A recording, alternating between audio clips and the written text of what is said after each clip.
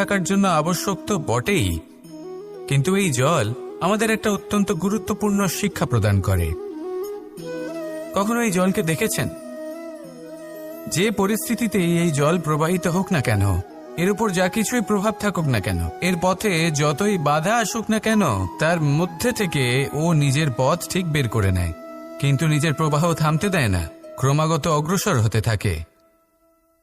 সেরকমই একটা শিক্ষা যেটা আমরা জল থেকে পেয়ে থাকি তা হলো এটা: আমরা যখন জলের দিকে তাকাই তখন আমরা নিজের প্রতিবিম্ব দেখি, স্পষ্টভাবে দেখতে পাই, কিন্তু তখনই দেখতে পাই যখন এই জল শান্ত থাকে, স্থির থাকে।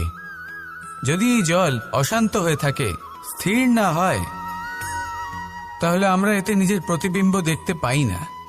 এটাই আমাদের মনের সাথেও হয়ে থাকে। যখনই জীবনে কোনো সংকট আসে, যদি আমরা শান্ত মনে, স্থির মনে সিদ্ধান্ত নিই, তাহলে সেটা এমন একটা শীতল সিদ্ধান্ত হবে যেটা আমাদের ভবিষ্যৎকে একটা শ্রেষ্ঠ স্থানে নিয়ে যাবে। যদি এই মন অশান্ত হয়, বিচলিত হয়, পীড়িত হয়, দুঃখিত হয়ে থাকে, রুষ্ট হয়ে থাকে, তাহলে অনেক সময় আমরা এমন সিদ্ধান্ত নিই যেটা আমাদের জন্য অনুচিত প্রমাণিত হয়। যখন আপনি ক্রুদ্ধ ছিলেন বা দুঃখের বশে ছিলেন, তখন অনেক সময় হয়তো এমন সিদ্ধান্ত নিয়েছেন যেটার জন্য ভবিষ্যতে আপনি অনুশোচনা করেছেন।